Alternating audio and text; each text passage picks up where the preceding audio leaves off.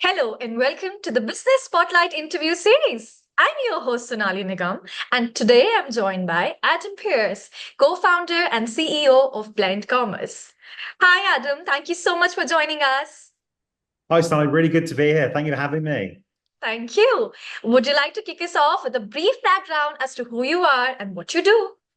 Yeah, sure. I'm the co-founder and CEO of Blend Commerce, and Blend Commerce is a Shopify CRO agency. So effectively, what that means is that any retailers that are using Shopify to sell products online, we as a team help them either sell more or sell more frequently through their e-commerce website.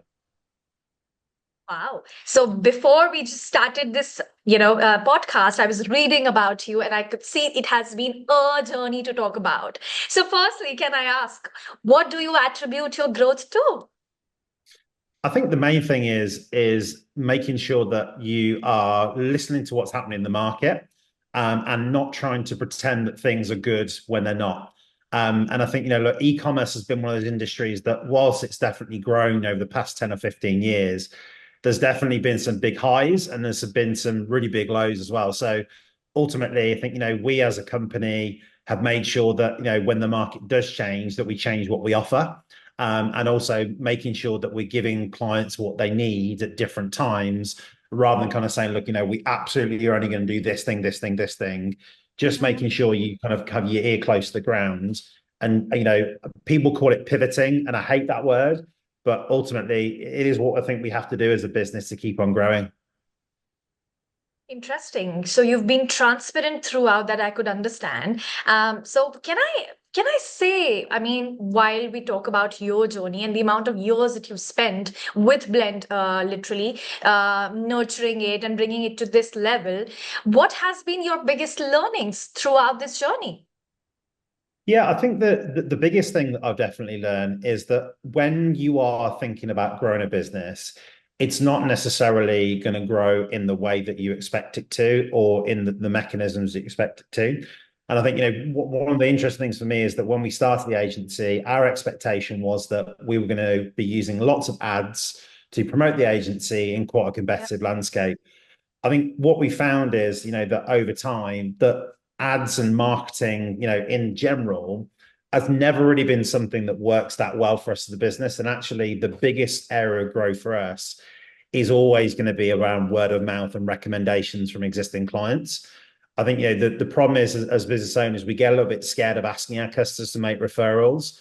But Mhm. ultimately, if you ask for someone for help, which is what we always do when we go and ask our customers and people that we have in our network, they're always willing to do that. So I think, kind of making sure that, you're not having the expectation that you need to, put all of your eggs in one basket with your marketing, but actually Mhm. making sure that you have good relationships with people. That ultimately, I think, what we learn, and we still, continue to do as a business now. Wow. Wow, Adam. So right from here to next 5 years, if I talk about what are your aspiration for your company? What do you think where will you land or what you dream about, if I can ask that? Yeah, I mean, I think, with e-commerce, because the market, has matured globally now, there is a lot more competition and there's a lot more challenge. And I think what comes with that is that the expectation of clients is far, far, far higher. So from Mhm. my point of view, my goal really for the next 5 years is that we become more and more embedded with our clients, and we're not seen as kind of transaction relationship. I think sometimes, as an agency or as a provider, it can be seen as, well, look, they're the IT guys, they're the website guys. Yeah, My yeah. goal is to say, no, actually, look, they're a partner of ours, they're part of our team, and we work collectively. Mhm. It's hard sometimes because if people have had relationships with providers that have been more transactional, trying to Yes. get that more relationship type way of working is more difficult. But the only way we can do that is by doing good work and communicating well. So those are kind of, some of the pillars as a business that we try and latch on to make sure that we can continue to keep growing over the next few years as well. Wow, Adam, I just love this part where you talked about building on relationship and building on long-term relationship is what I could understand and what I could hear from those lines. You also talked about challenges. Now, my next question will be around this. So, what do you think are the challenges that you're facing currently in the business? And how do you plan to tackle them, if I can ask that? Yeah, I mean, look, everyone at the moment, doesn't matter what industry you're in, is talking about AI. And there is kind of, two schools of thought with this. One is, look, AI is going to take jobs, it's going to close businesses down. The Yeah, other side of it is, well, actually, how can you use AI to do better at what you do? And I think, from my point of view, work in the e-commerce space, there is a lot more agencies than there used to be. So therefore, there's a lot more competition. yeah, Brands themselves have the skills within inside businesses now, which means they can do, some of the stuff, or in fact, all of the stuff sometimes that we do as an agency. And thirdly, from a technology and AI point of view, there are things that obviously then that you can do that you actually don't need agency for. So there's three different pots and three different, I guess, groups of competitors that we have. So that has been a big challenge for us, I think, in 2024. And I think it definitely will be in 2025. But ultimately, what we need to do is make sure that in terms of, I guess, the smarts and the thinking and the process that we have, that's the thing that we then need to lead on to get around that. Because ultimately, mm-hmm. people want results, and it doesn't matter what industry you're in. So if you are thinking about your industry, saying, look, there's competition, there's AI, there's different technologies, as Yep, long as you are bringing something that can't be done by those technologies and presenting it in a way that is easy to understand and yeah. gets people results, I think ultimately that's got to be the key. Correctly said that. Adam, you also talked about people. When people hold a crucial part, they need the services to be done, delivered, and something extra that needs to be done. But people are also somebody who are part of your team.